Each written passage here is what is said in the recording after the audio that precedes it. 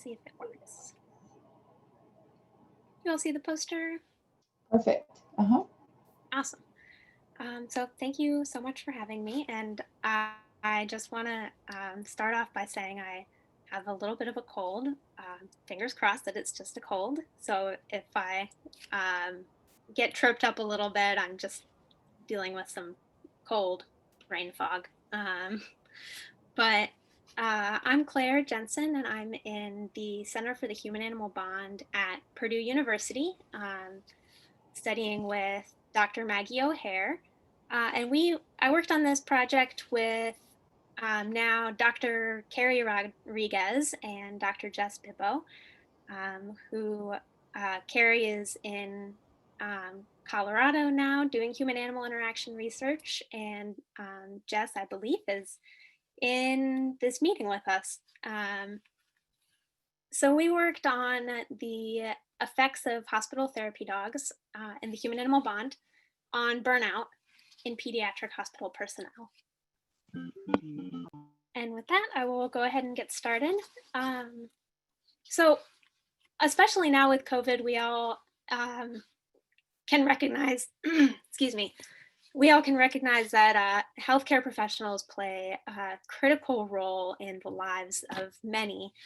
But it's also a very high stress environment, a high stress job. So, particularly hospital or healthcare professionals working in pediatric hospitals in that high stress environment may be at greater risk for job related burnout and poor mental health as a result. And that burnout can also then contribute to adverse effects such as poor job performance and lower quality of patient care. So, past research has found that social support from other humans can effectively buffer the adverse effects of burnout. And in the more recent field of human animal interaction, there's been research showing that dogs may provide social support with similar effects. So, as full time hospital therapy dogs, specially trained, also termed facility dogs, have become more popular in pediatric hospitals for improving the patient experience. It's been proposed that they may also provide support and benefit the pediatric hospital personnel as well that they're working alongside. So the present study was designed with two objectives. First, to compare job related burnout in pediatric healthcare professionals working with a facility dog to those working without one. And then to compare the human animal bond between the pediatric healthcare professionals working with facility dogs, the bond between the handler and their facility dog, compared to the bond between control participants and their pet dogs, and then to see if that level of bond with the facility dog was related to burnout outcomes. So, to test these objectives, we recruited 130 pediatric hospital personnel across the United States, and 65 of these healthcare professionals had already been paired with and were working with a facility dog. And they were matched to 65 participants who were in the control group who worked in hospitals or units that did not have any facility dog or therapy dogs present.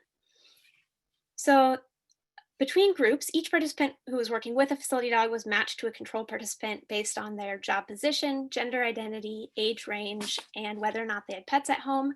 And then the majority of the sample was also matched on length of time in their job position.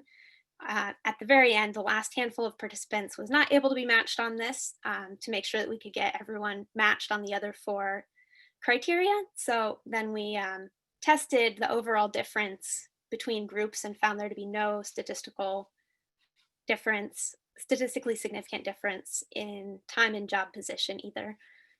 So in the overall sample, 74% of participants were working in positions of as child life specialists or administrative and managerial staff. But the remaining 26% also included physicians, nurses, psychologists, chaplains, therapists. So there's really a range. And the mean age was 37 years, and most of the sample identified, almost all of the sample identified as female, which is sort of reflective of just in um, that's reflective of the general distribution in the overall population as well. Um, so we compared our measures of burnout and bond using independent t-tests, and then we used linear regression to test for a relationship between bond and burnout. We measured burnout using two subscales of the Maslow Burnout Inventory for emotional exhaustion and perceived personal accomplishment at work. And both of these subscales are 8 or 9 items, and participants rate how often they experience a given statement about their emotional exhaustion or personal accomplishment. And then we quantified human animal bond using the inclusion of the other and self scale, the single item, 7 response options, where we asked the participants to choose the picture of the overlapping circles that best represents their relationship with their dog. And so for facility dog handlers, we asked about the facility dog. For control participants, we asked about their pet dog if they had one. So in our results, we found that between groups, there was no difference in emotional exhaustion between pediatric hospital personnel who were working with a facility dog and those who were working in the same position and matched, but not working with a facility dog. We did find that facility dog handlers perceived greater personal accomplishment at work than control participants, and that was statistically significant. And then we found that there was no difference in the human animal bond between that facility dog handlers were forming with their facility dogs and the bond that control participants reported with their pet dogs if they had a pet dog. So then among handlers, among pediatric hospital personnel working with a facility dog, there was also no relationship between the strength of bond rated on the iOS scale and their level of burnout for either emotional exhaustion or perceived personal accomplishment. And overall, these findings show that or support that hospital therapy dog, full-time hospital therapy dog programs where these facility dogs are specially trained and working in pediatric hospitals may also benefit the hospital personnel, the healthcare professionals, and may be a potential means for improving staff well-being via those greater feelings of personal accomplishment at work. And hospital professionals who are working with a facility dog are forming similar bonds to that facility dog as they would with a pet dog who may have been chosen for companionship. So the bonds that they're forming are more than just that of a professional bond, a professional colleague, forming bonds closer to their companion animals.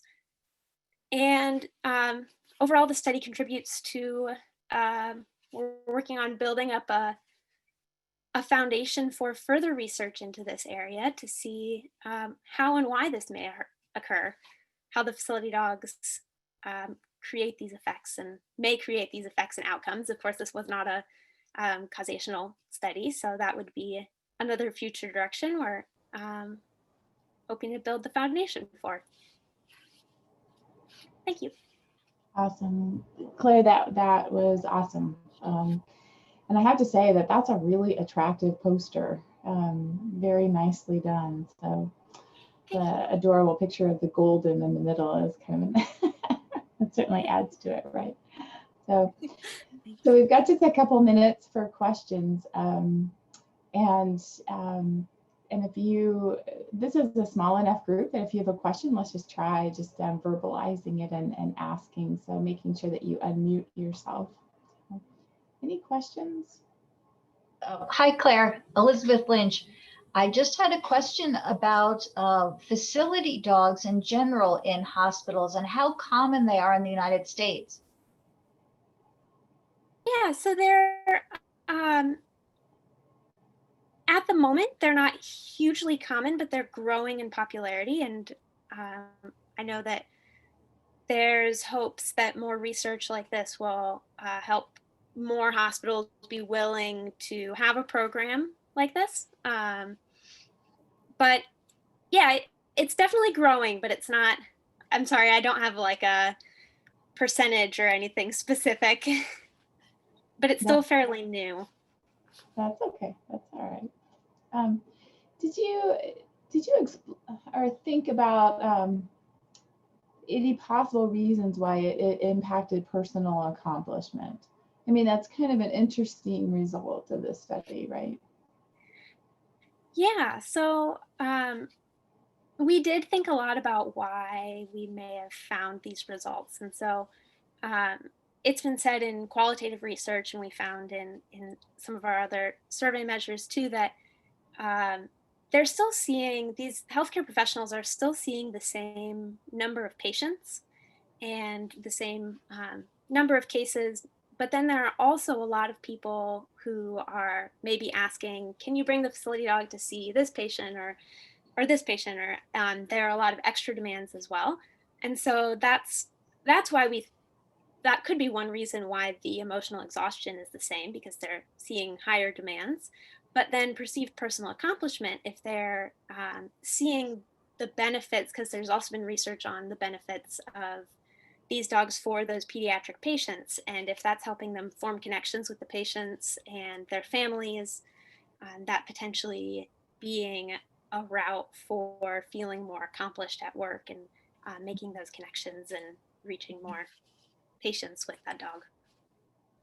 Great, great. Thank you. Yeah. Okay.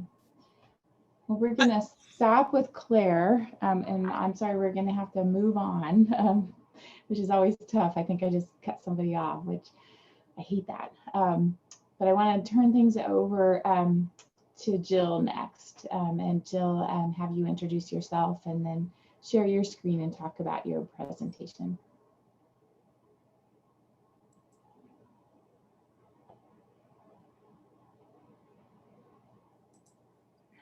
Hello, everybody. I am Jill Steele and I'm in Edinburgh. I hope it's okay. I've actually put this together as a PowerPoint rather than the original poster. Perhaps that's a misunderstanding, but when I presented the poster at the conference, I was in the very early stages of analysing and writing up, and I now have submitted the paper for peer review, and I've put together this very short PowerPoint. Oh, that's fine. That's fine. Okay, thank you. As I say, I'm in Edinburgh, at the University of Edinburgh, researching the impact of reading to dogs. And this presentation is about my first study, which was conducted earlier this year, which involved a questionnaire seeking teacher perspectives of reading to dogs. So I'm going to run through the background of the study, the reason for conducting it, and then go to look at the methods, give a summary of the results, and finally look at the conclusions and implications. Sorry.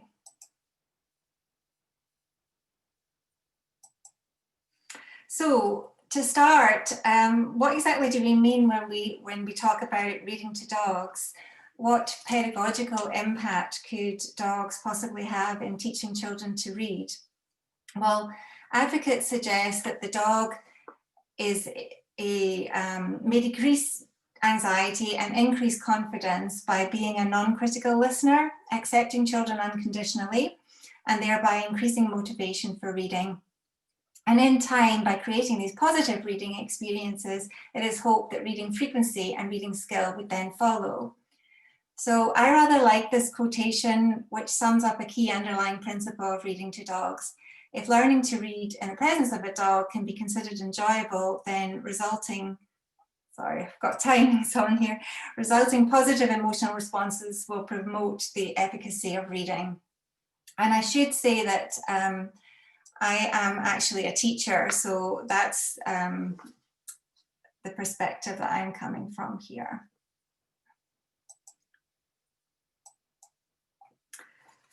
So reading to dogs is becoming increasingly popular. So for example, in Scotland in 2019, the charity that provides the reading dogs reported an almost 50% increase in the provision of reading to dogs over the previous year. And globally, the interest in dogs in classrooms is reflected by a number of recent reviews that have been done in the last few years. But despite the popularity of reading to dogs and the increased research, a key gap in the evidence base is the lack of key stakeholder perspectives. In fact, Hall et al., who did the review of reading to dogs in 2016, made the call for researchers and practitioners to work together to ensure interventions are properly evaluated and potential benefits maximised. And furthermore, research shows that when teachers are involved in the introduction of or evaluation of a new intervention, or even help to design it in the first place, it is more likely to be successful in the long term. So the aim of this study was to find out what UK primary school teachers themselves thought about the potential benefits and challenges of reading to dogs. It's important to include teachers in such discussions as the intervention has implications for their classroom practice. So reading to dogs obviously is not a typical educational intervention, given that it involves a live animal in the classroom. So if teachers have allergies or phobias about dogs, the classroom could become a much more stressful place to be, which would then have a negative impact on the children. Other potential challenges, such as additional paperwork, risk assessments, could be very time-consuming and stressful. So it's not only right to consult with teachers, but it's important to ensure acceptability, feasibility, and impact in implementation. So the research questions.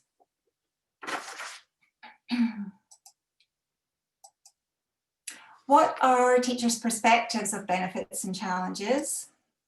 Do years of teaching experience relate to teacher perspectives of benefits and challenges?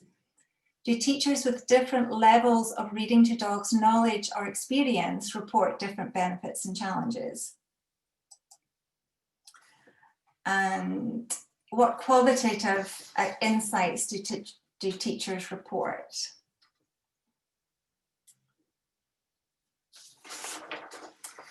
Okay, so the method was an online survey.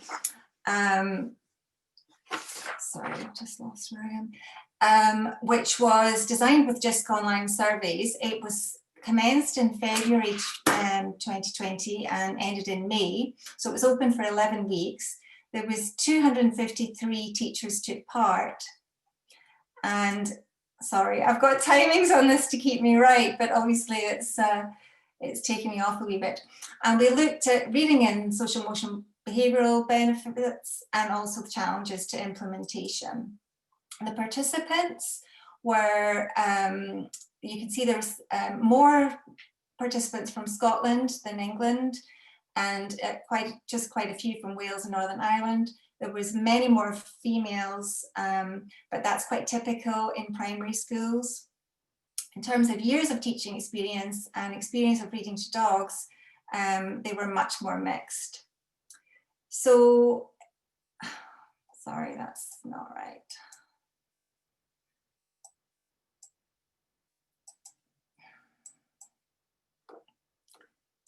Sorry, I'm just going to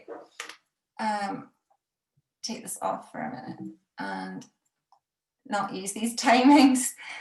I thought I would try to be clever and use timings to keep me right on time, but it's not working. Okay, so overall, teachers' perspectives of reading to dogs were generally very positive. Interestingly, perspectives of benefits to social, emotional, behavioural outcomes were more positive than those associated with reading. Generally, in terms of challenges, teachers had very low concerns about challenges to implementation, and teachers with experience of reading to dog were generally most positive about the benefits and less concerned with the challenges. So this chart shows the mean scores, the highest and the lowest mean scores for the various outcomes, which I'll show you them all shortly. but enjoyment and mood were the most positively perceived, and reading skill benefits and reading frequency outcomes were the least well perceived. And this table shows the same thing for the challenges. So not enough time in the school week and paperwork being too time-consuming were the most concerning. And the least concerning was the issue of hygiene. Surprisingly, teachers were less concerned about that. And this table shows the social-emotional behavioural outcomes that were asked about in the survey, ranked from the most positively perceived. And same thing for the reading outcomes.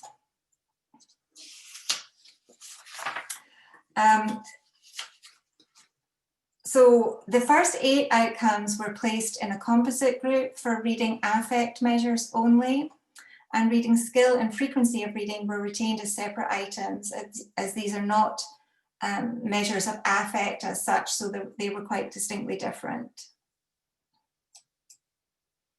And these were the outcomes for the challenges, also ranked in terms of the most concerning factors.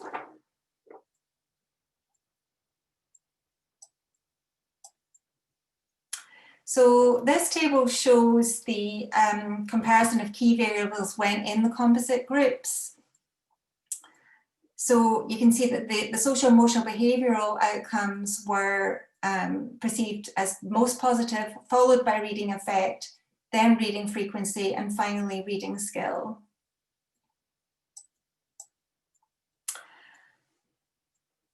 This table shows the relationship between the key variables. So overall years of experience were generally unrelated, although teachers with more years of teaching experience were more likely, albeit weakly, to report positive outcomes associated with skill and less likely to report concerns over challenges. Teachers with positive perspectives of social emotional behavioural benefits were more likely to have positive perceptions of reading benefits. And teachers who reported benefits were less likely to report challenges. So teachers were invited to provide some written comments as well to provide some qualitative insights, and 59 of them did so. Some additional benefits and challenges not identified in the original survey were commented on, and likewise same for the challenges. People brought to light some different ones. So here are just some of them, some of the things that teachers said.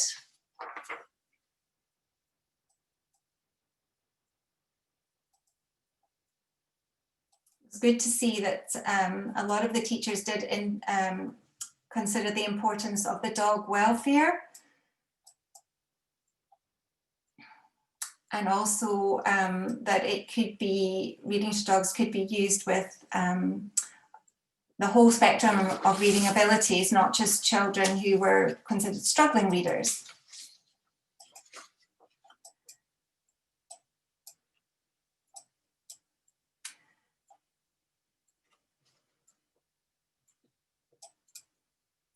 So conclusion then. A key limitation was the fact that this was started just before the COVID-19 restrictions came about. So inevitably some new barriers would exist as a result. And also how representative the sample is of UK teachers, given that more teachers from Scotland took part than the other nations. And while we sought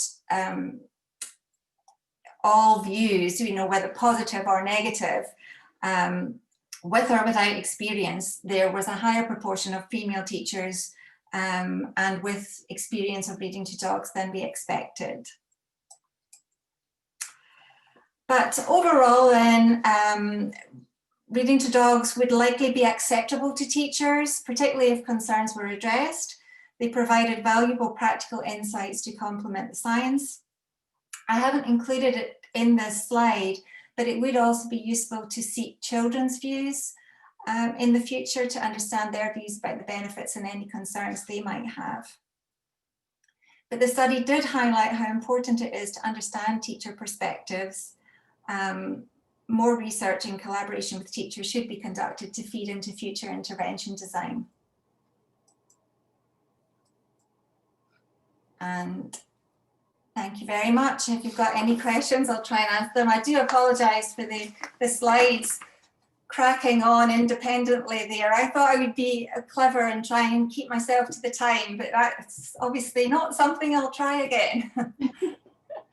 Well, Jill, thank you so much. And maybe I'm speaking for some other people where I appreciate that, because I think I might have like tried that sometime, and then I realized that, oh yeah, that doesn't work, because it's just hard to know exactly like how long you're going to spend on a slide. So so thank you for being gutsy and trying that. Well, you know, it worked perfectly when I practiced it, but obviously it's different live. We have time for maybe just one question for Jill, if anybody has a question. I have a question. I don't know if you guys can hear me because I'm driving. But I can hear you. You can? Okay, cool. So first of all, I just wanted to express gratitude because I actually, when I listened to this presentation over the summer, I was really inspired by it, and I started tutoring this girl who in reading, and she is very anxious and it's very difficult for her to read. So we've actually been reading to her dog, and it's been really helpful. So thank you for that. Yeah, and then I was just curious also if you think there's a specific reason why dogs might be helpful, or if you think maybe other animals could be useful in the classroom as well. Well, that's a great question. I think that lots of animals could be used, and indeed some other animals have been used in classrooms. I think with dogs, they're just so easily managed. They have a particularly warm, they can have a particularly warm relationship with children in terms of approaching them and being that bridge to social interaction, and, you know, making it a more relaxing atmosphere. But certainly other animals can and are used. I mean, one of the interesting comments was about the challenges of religious concerns, and you know, some religions not liking to use dogs, or you know, having particular concerns about dogs. You know, for example, the Muslim religion, but they in fact love cats. So, you know, in terms of meeting individual needs, that's certainly something that could be looked at. And certainly cats are used as therapy animals. So, you know, there's no reason why they couldn't be. Okay, thank you. And thank you again, Jill. That was wonderful. Thank you. We are going to move on, and Caitlin is going to go next. So welcome, Caitlin. Hi, thank you. Let me get this up.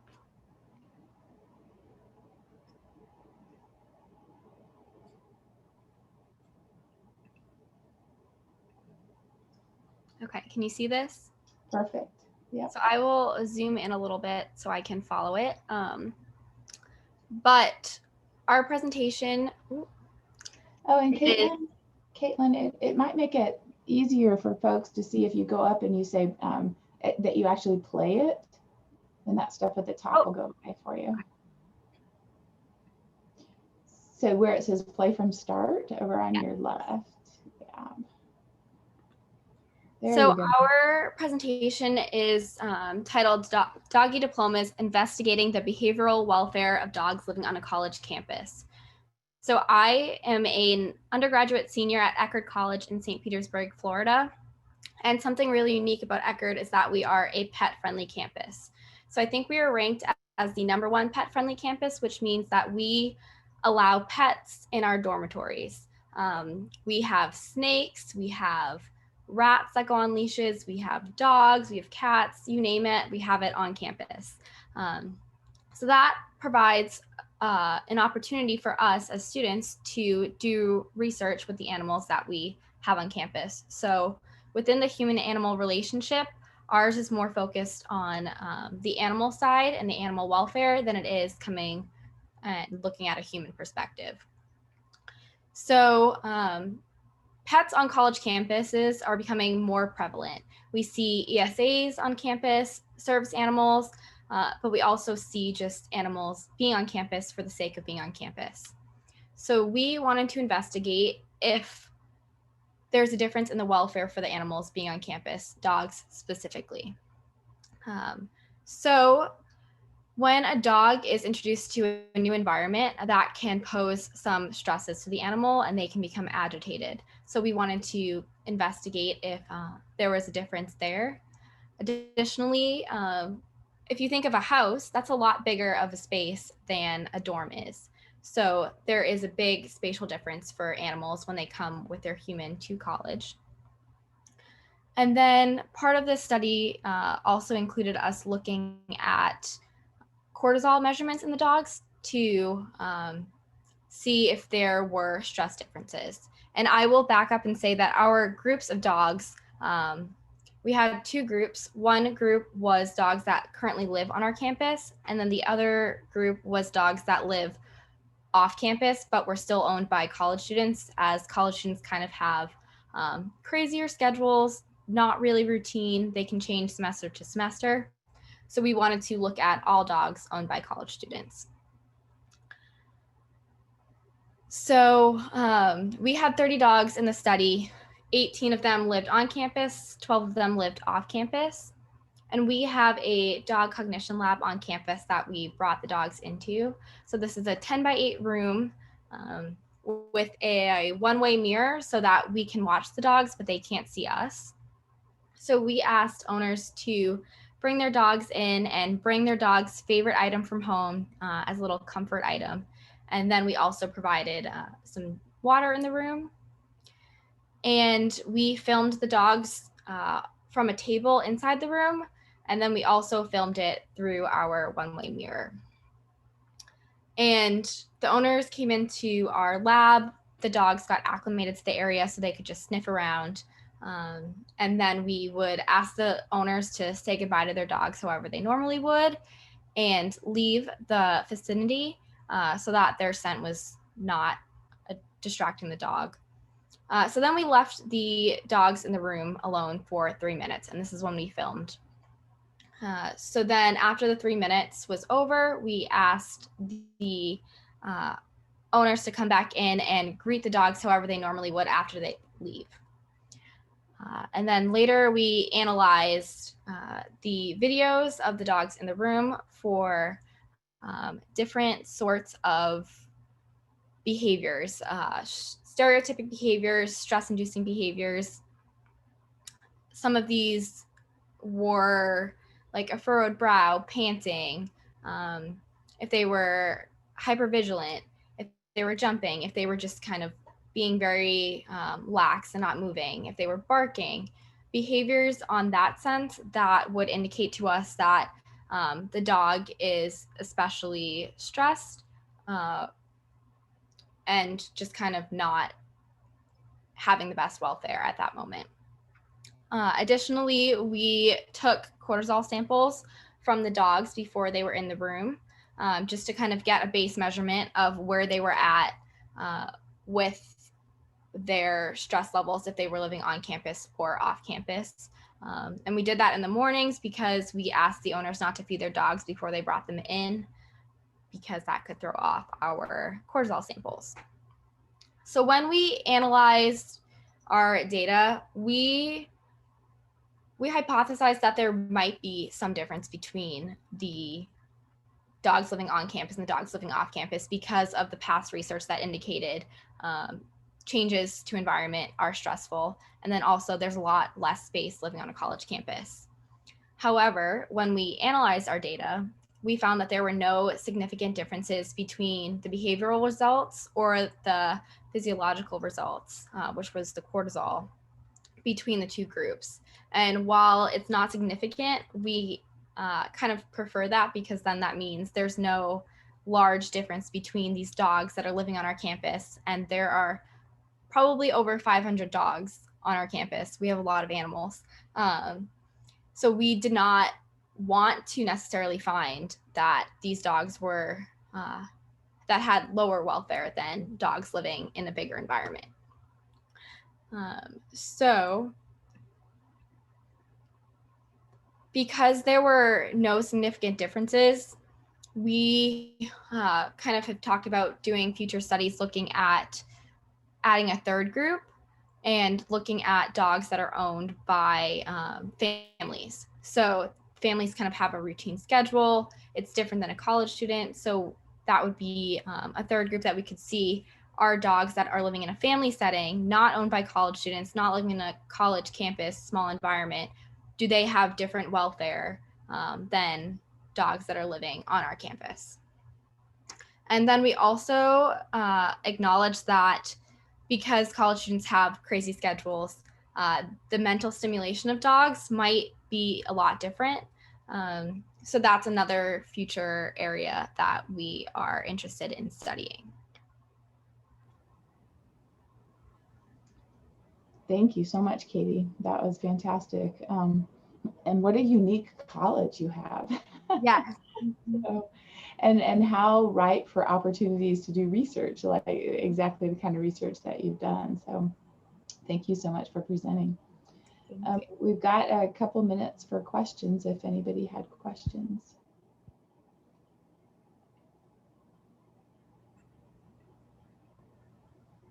Hi, Katie. This is Phyllis. Can you hear me? Yes. So one question I was just wondering, it could also be just the adjustment of the dogs going to that location, because that's still a new location Yes. for them, even from their dorm room or from their apartment or wherever, right? Yes. So it was, that's a great point. So the room was kind of a baseline, seeing like how they would react in that novel situation. Okay. Wow, you do have a very unique campus. Yeah. All dogs have the same rights and privileges, regardless of if they're pets. They can go into classrooms and everything? So the service animals can go into classrooms and they can go into our dining areas.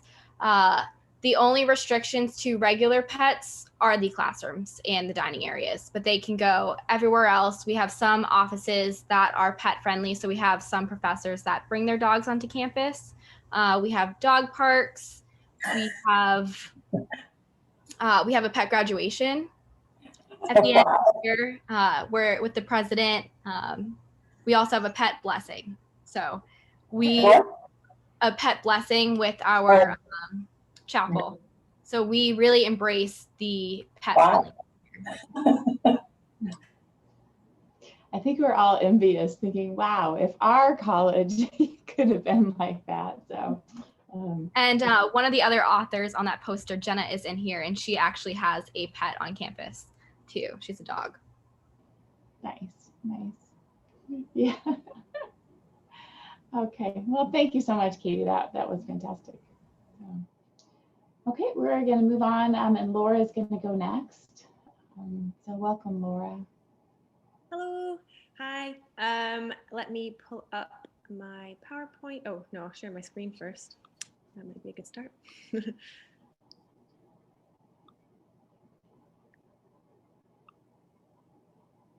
Okay, hopefully everyone can see that.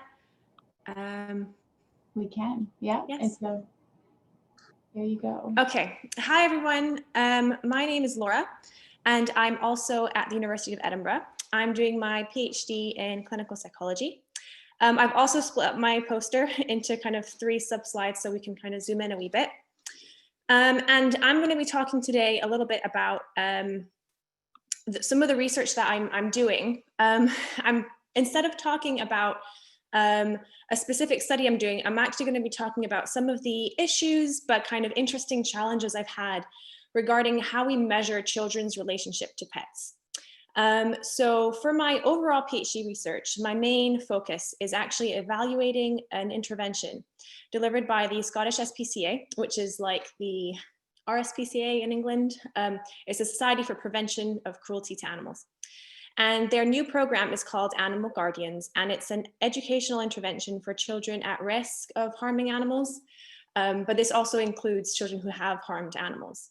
And so it's an educational intervention that teaches these children about animal welfare, animal needs, animal emotions, and their responsibilities towards animals in an attempt to kind of get them to have a better relationship, a healthier and a safer relationship with their animals. It's mostly their pets.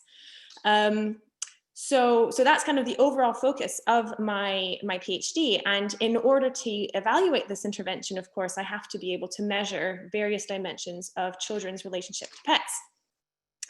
And something that struck me as I've kind of been delving more and more into this literature is the division between negative and positive, the literature on negative relationship to pets and positive relationship to pets. So on the negative end of the spectrum, you have the literature on childhood animal cruelty, which we know is related to a series of serious issues, including exposure to violence, adverse childhood experiences, behavioral disorders and aggression, especially conduct disorder. On the positive side of the spectrum, of course, we have a lot of intervention and therapies and things we've been hearing about today on the benefits of pets. And so we know pets might be able to reduce stress, pets might be able to build empathy in children, and children, again, on the positive side of literature, often seen as being quite attached to their pets. And this is really quite a dichotomized literature. And what hopefully I'll convince you of today is that it shouldn't be as dichotomized as it is.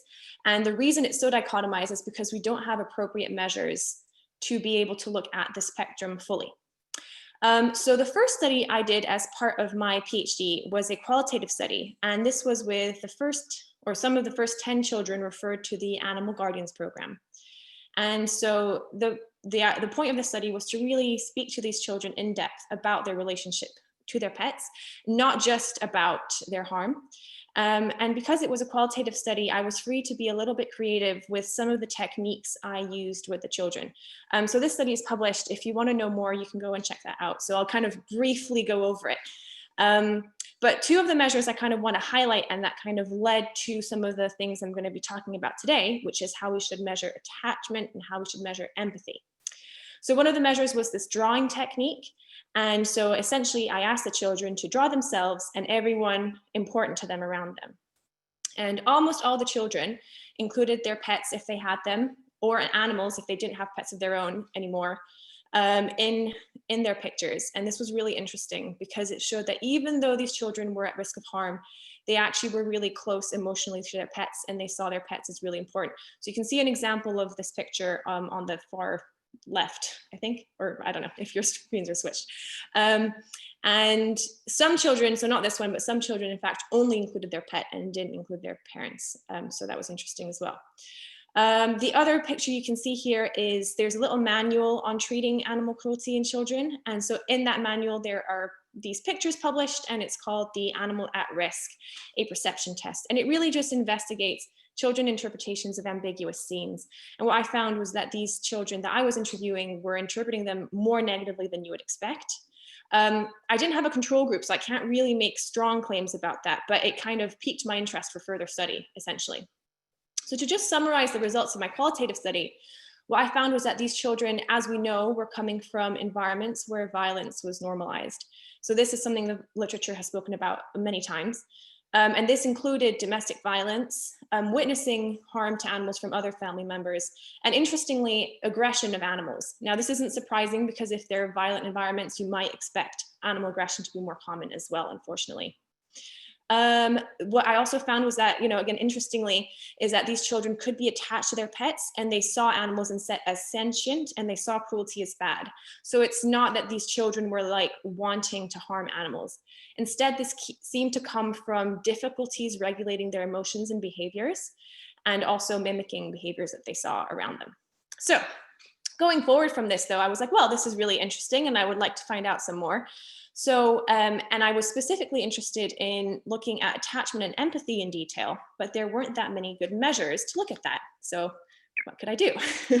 Well, so the first thing I'm going to be talking about is how I've adapted some measures to look at these children's attachment, both in general, their attachment and their attachment to their pets specifically. So this has brought me on to my second study. So I have 27 children in this study, and so that's referred children and matched controls. And so it was much more in depth than my qualitative, and it is meant to be quantitative. And so for here, I'm just going to talk about how I've measured the attachment and empathy of those children. So regarding attachment, there is one existing child-appropriate measure of attachment to pets, and it's called the Short Attachment to Pet Scale. And it's a 9-item Likert scale. And it's very easy to administer to children. So we did include that, but it is very superficial, and it isn't attachment in a pure psychology sense. It doesn't allow you to classify the child's attachment. So we've included that, but we wanted to go a little bit deeper. So one of the measures I've included is basically slight modification of the drawing task. And so the child was asked again to draw themselves and anyone who is close to you, like friends, family, and pets. And so what we can do here is we can measure the physical distance the child puts between themselves and their pet and themselves and other family members. We can also look at the order in which they put down pets and family members and the number of pets and family members that put down. And the picture I have here, again, is of a referred child, and you can see they've put their pet closer to them than their mother, which is quite interesting. So I haven't correlated all of this with each other yet. We're working on that, but this is kind of very preliminary results. And then the other measure of attachment that we're doing is a proper measure of attachment. So this allows us to classify the child's attachment fully. So we've used something called the Child Attachment Play Assessment, which is a procedure. And essentially in this procedure, what you do is you start off the story with the child that sets up a conflict between them, and it's usually their parent. And you see how the child resolves the conflict, and that allows you to classify their attachment style. And we've kept some of the core stories for this, but what we've done is added 3 pet stories where a conflict is established between the child and their pet in the story. To note here, the children are allowed to set up their own families, and every single child without fail, whether they had pets or not, wanted to have pets in their families for these stories. So again, it really shows the importance of pets to children and how kind of desirable pets are to children, which is a side note. Anyways, and so the story stems we chose for this were slightly taken from the qualitative and also what we know might be causing risk for conflict in that relationship. So one of them is the pet refusing, so to speak, cuddles from the child because it wants to go sleep instead. The next story is the pet destroys the child's favorite toy by chewing on it. And the third story is the pet bites the child while they're playing. And so again, it's the child's job to resolve that, and we can sort of see what they do. So what we're doing with these is we're blind coding them.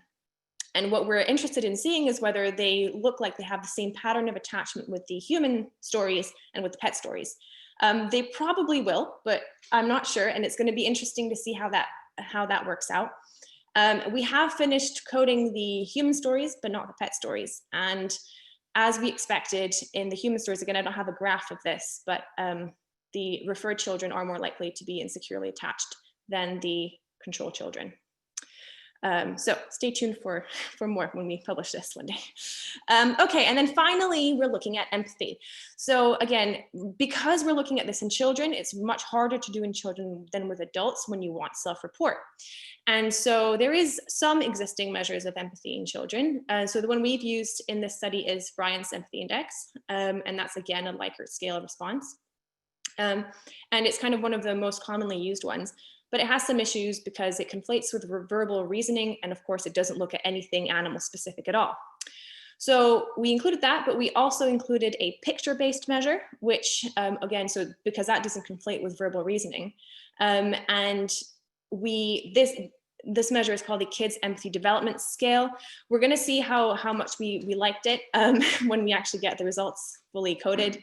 And finally, to add on to that, I essentially drew my own pictures, sort of in the same style, where there was specifically situations with animals. So you can see an example here on the slide with the girl playing with the dog.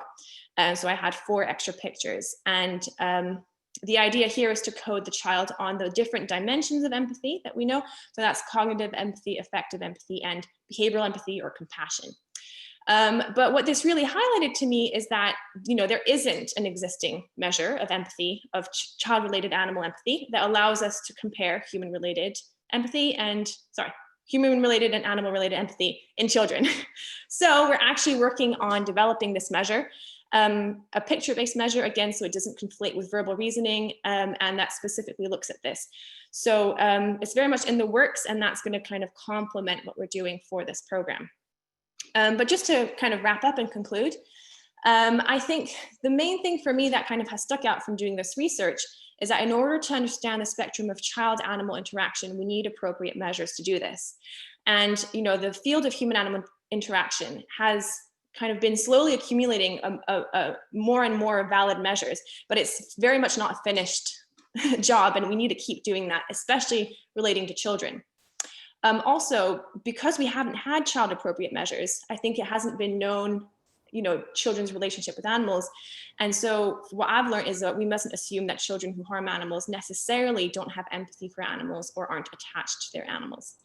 And finally, kind of again, on that methodological note, we mustn't assume that human-related measures necessarily directly apply to animals. And so, you know, we need to have specific measures, and we also must use developmentally appropriate tools. So not use measures for adults with children. So that's kind of to hopefully summarize everything. If you want more information, that's my email on the screen. And again, we're working on fully analyzing this and then hopefully publishing it in the next few months. So yeah, stay tuned for that. All right, thank you. Laura, that was fantastic. Yeah, I'll just open it up for some questions at this point. Really neat work that you're doing. Thank you. Hi, not really a question, more a comment. Yeah. I just put in the chat a reference to something by Neldner and colleagues from 2018. And it's something where children place pictures of various characters in concentric circles. And it's a moral concern. And they did use pets in that, so it might be worth checking that one out, because I remember looking at this with a class when we were talking about children's moral development, and noting that I liked the 4-year-olds better because they put their cats and dogs closer. Children get older, they don't. But that was an interesting. Absolutely. What you've done, I think. No, thank you. I'll go and check that out. And it's funny you mentioned that, these figure placement things, because I've seen that for other literatures as well, like relatedness, ideas of relatedness in children. They'll ask them to place figures. But so it sounds like this is a moral development measure. Yeah, so that's really interesting. We know moral development relates to emotional development. So yeah, thank you. That sounds really interesting. It could be something maybe you could adapt to your purposes. Yeah. Awesome. Okay. Well, thank you so much. And a huge thank you also for, I understand that 5 o'clock at night is not the most ideal time. So for you and for Jill, I appreciate you making this happen. So. No, well, I mean, we couldn't do it if we had to move physically. So at least, you know, no, thanks for including us. Right. Okay. Okay, I want to introduce our next speakers, and I think that they're presenting together. So Megan and Pavani.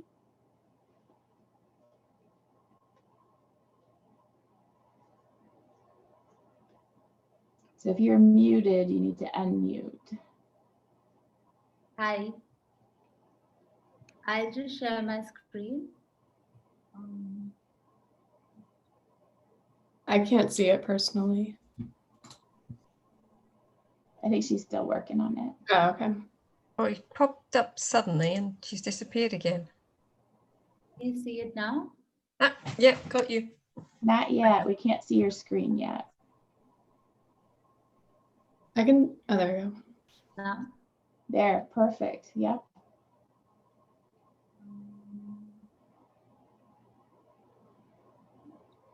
Can you all see it? Should I zoom in? If you could go up under slideshow and start your slideshow, then it'll get bigger for us. Yep, do that one. Okay. Hi, I'm Pavani, and I'm currently a second-year doctoral student at George Washington University. First of all, I would like to thank everyone for sharing your interesting work. I'm very passionate about the field of animal-assisted therapy, and it's always very exciting to hear other people who are doing similar kind of work. So thank you. Your presentations were really interesting. So the research study that I conducted with Megan, who is also my colleague at GW, and with my professor, Dr. Marmarosh, we tried to look at, so the objective of our research was to explore the influence of culture and attachment style on people's attitude towards animal-assisted psychotherapy. So I'll give you a brief study about our research study and tell you more about the methodology and the hypothesis, whereas Megan will elaborate more about the results and what we learned from our study and what we hope to learn from future studies in the field. So as some of you might know, that the concept of animal-assisted psychotherapy began with Dr. Boris Levinson, who first presented his experiences of the effects of animals on the therapy process during the 1961 APA conference. And some of you might also know that Sigmund Freud was usually accompanied by his dog Joffy in his therapy sessions, and he would often comment on Joffy's moods and behaviors in the here and now as the reflection of patients' internal processes during the therapy session. Today, animal-assisted psychotherapy has formally been recognized as a clinical field which serves to integrate therapy animals into psychotherapy settings. And we looked at the literature review. We have found several studies which have examined the effectiveness of animal-assisted therapy for working for various populations, such as working with children with ASD, with an autism spectrum disorder, with learning disorders, individuals with PTSD. We also looked at studies who have shown that insecurely attached individuals are more drawn to pets because of their mistrust of humans. One thing that we noticed was lacking in the literature review was that most of these studies have not looked at non-clinical factors like patients' ethnicity, religion, gender, that might influence the effectiveness of this approach for certain population. So based on this idea, we realized that it's important for us to examine the impact of these individual factors like culture, attachment style, attitude towards pet, and attitude towards psychotherapy that might influence people's preference for having a therapy dog in the session. Because although this approach seems very attractive to those of us who have been trained in this field and who are passionate about it, there are some patients who might not really benefit from this approach. And there might be patients who might really benefit from having a dog in a therapy session, and they might not be having that opportunity. So in terms of hypotheses, we had these 4 hypotheses. First, we predicted that individuals who prefer therapy with a therapy dog, they'll have more positive attitude towards pets. And we expected that this relationship would be moderated by their nationality, religion, ethnicity, and race. We also predicted that people who would prefer a therapy with a therapy dog will have more anxious and avoidant attachment style. We predicted that individuals who have more negative attitude towards psychotherapy will prefer therapy with a therapy dog. And lastly, we predicted that one's religion, ethnicity, race, and nationality will influence one's preference for having therapy with a therapy dog. So we used an online survey which was taken by 133 diverse individuals aged between 21 to 75 years.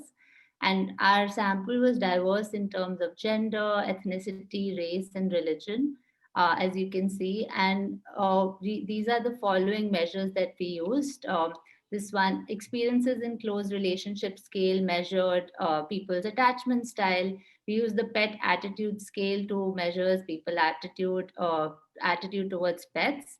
And we use the attitude towards seeking professional help to measure people's attitude towards psychotherapy in general.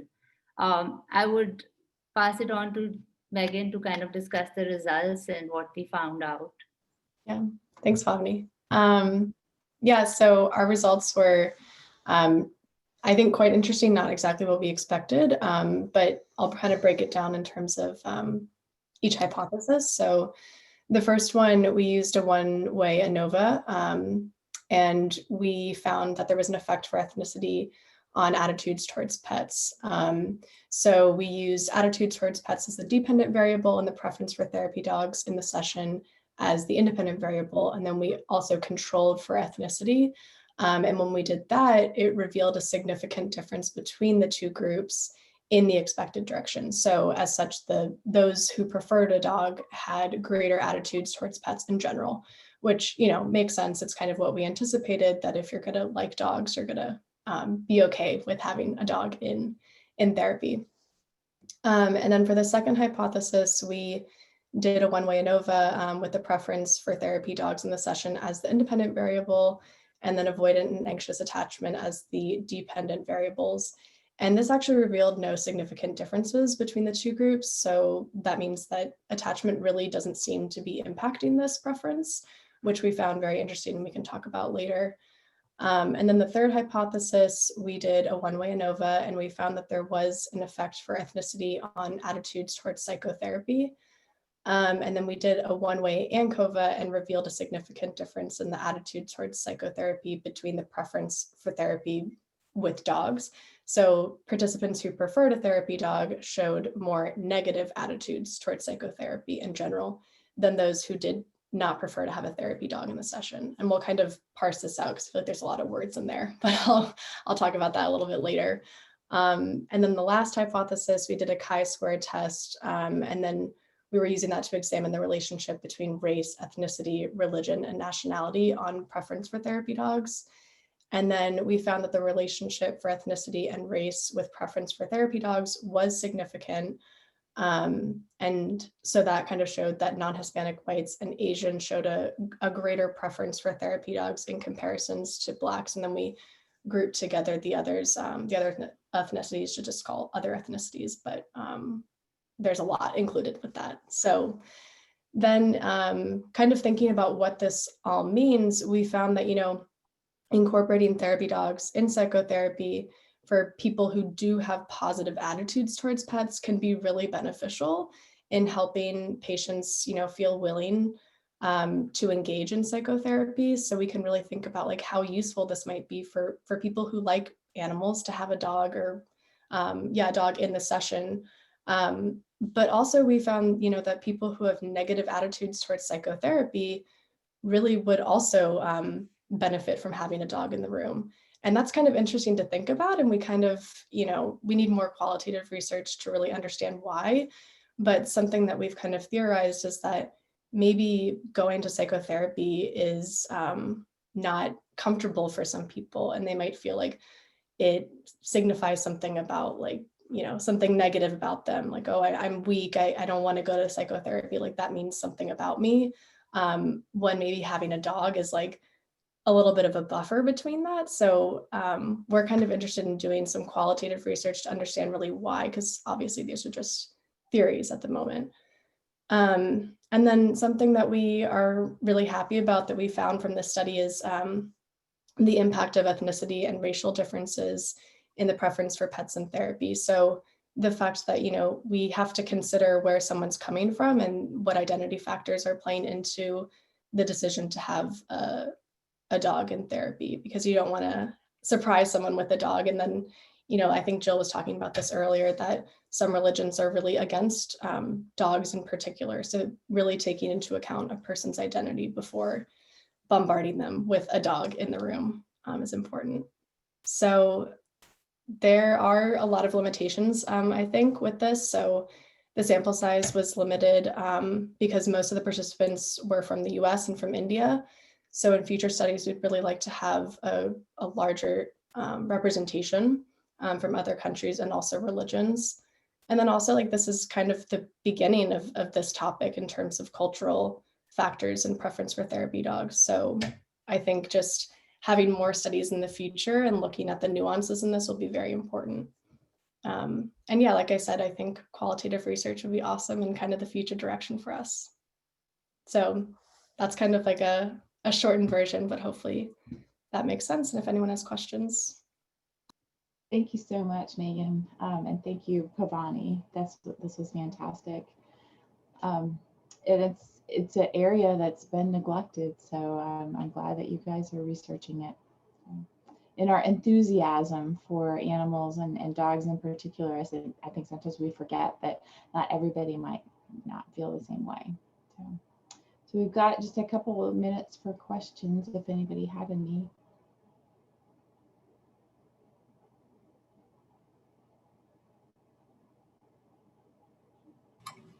So, Lori and others, I don't have a question, but I just want to say, wow, this is just, I put in the chat, it's so impressive that there is so much research going on, and there are so many programs and universities now recognizing this as a legitimate field, which, when Lori and some of us older folks got into it, we were like the oddballs out there in the field, and not that much was recognized. So many of you are so young, and you have such a great future in establishing this and getting research positions. So that's just really exciting. I'm glad I lived long enough to see that happen. So just, congratulations. Thank you all for sharing, and good luck to you in your future. Awesome. Thank you so much, Phyllis. And I agree. I'm so delighted. So we have one more presentation. And so I am going to, and that's my fault, because I think some of the announcements that came out, I accidentally omitted her. So our next presenter is Lauren. So I'm going to turn things over to her and have her introduce herself. Hello, I'm just going to share my screen. Great. All right. Okay. Hi, my name is Lauren Seibel. I am a research assistant at NYU Langone, and I work in the Department of Child and Adolescent Psychiatry. And our lab center is called the Ideas Center, and I work under the mentorship of Dr. Kimberly Hoagwood. So fitting everything on this slide was a little bit tough, so I'm going to zoom in so that we can kind of focus on different areas and be able to actually read the font as we go through. So starting off with the introduction, just a little background of the project. As probably a lot of you on this call know, equine-assisted activities and therapies have been shown to be a promising therapeutic approach for several different areas of mental health issues, including trauma, depression, anxiety, and autism. And although this is promising, there have been no manualized evidence-based equine-facilitated intervention that has been rigorously studied specifically for youth with anxiety. So studying anxiety is particularly important because anxiety is the most common mental health problem in childhood, and rates are increasing. But unfortunately, half of children with anxiety do not receive the treatment that they need. So novel treatment approaches are needed to expand the availability of treatment and get children and families better engaged in treatment. And equine-assisted activities and therapies are a possible way to engage more children and families in an intervention, particularly where stigma is high or where there are barriers to engagement. So our team thought, what can we do about this? And we developed this equine-facilitated intervention for children with mild to moderate anxiety and called it Reining in Anxiety. And so moving on to the intervention section here. So how we created this, it was crafted by identifying evidence-based treatment components for youth with anxiety, so like psychoeducation and exposure, and we took those from something called the PracticeWise database, which is a database that contains published treatment research on youth mental health, and it extracts the practice elements shown to be effective in each research study. So you can search a problem area, such as youth anxiety, and you'll get a listing of the practice elements that were most often used in the literature. So to create the intervention, we chose some of those most used practice elements that have been proven to be most effective for youth anxiety, and then we paired those with progressive horsemanship skills to create a 10-session manualized intervention. And so you can kind of see on the right here the topics of each session for those 10 sessions we had. We then tested this intervention over the past few years in a group of 59 youth and their families who screened positively for mild to moderate anxiety. And they were randomly assigned to either a Reining in Anxiety intervention group or a treatment as usual standard therapeutic riding group. So the intervention was delivered by PATH instructors who were assigned to teach either the Reining in Anxiety or the standard therapeutic riding group. All right, so moving on to the methods section. What did the training look like for these instructors? So 3 of the instructors from Gallup NYC, which was the stable we partnered with in New York, were assigned to teach the reigning in anxiety groups. So all instructors in the study, we can kind of start at the bottom level of the pyramid. Everyone was PATH certified as therapeutic riding instructors, which meant that they had that baseline training of equine management and working with people with disabilities. And those who were in the intervention group also had been working for a couple of years as therapeutic riding instructors. So they had that practical experience as well.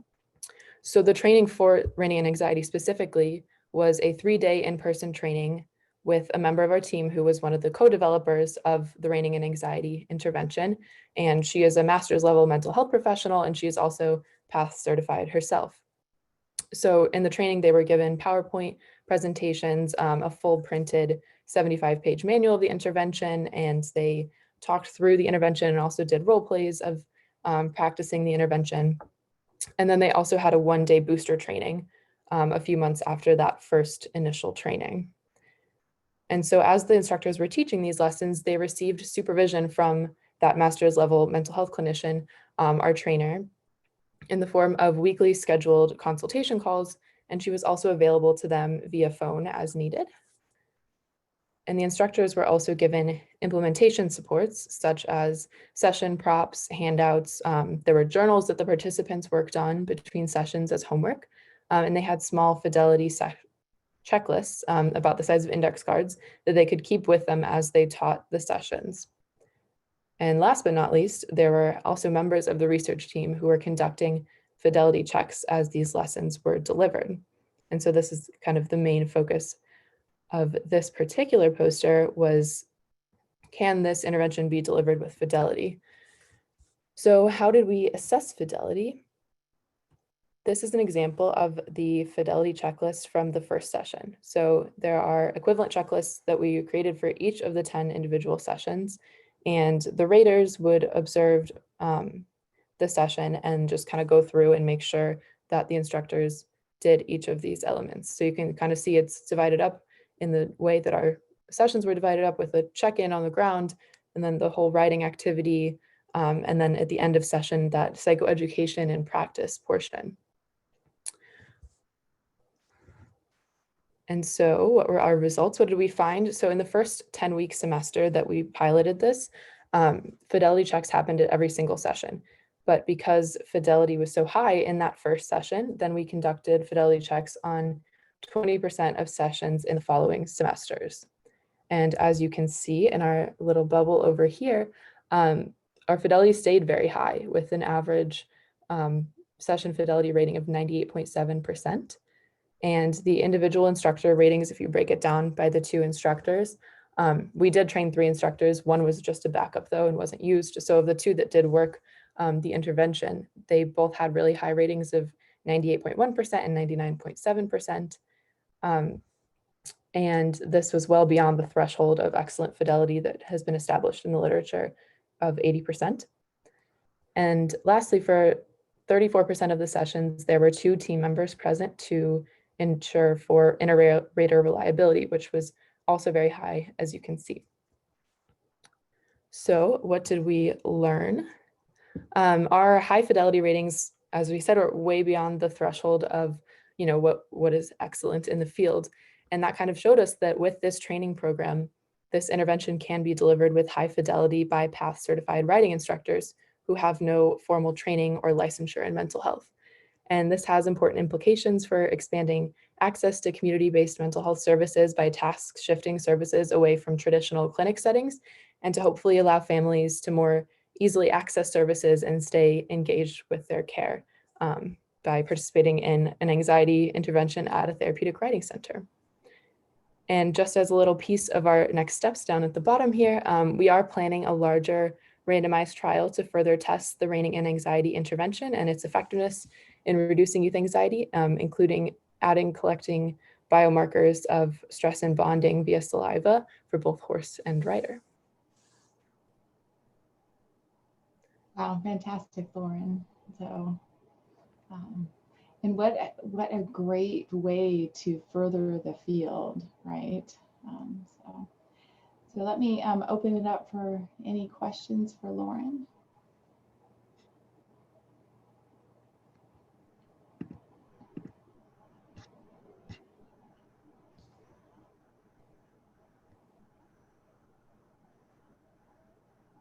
Okay.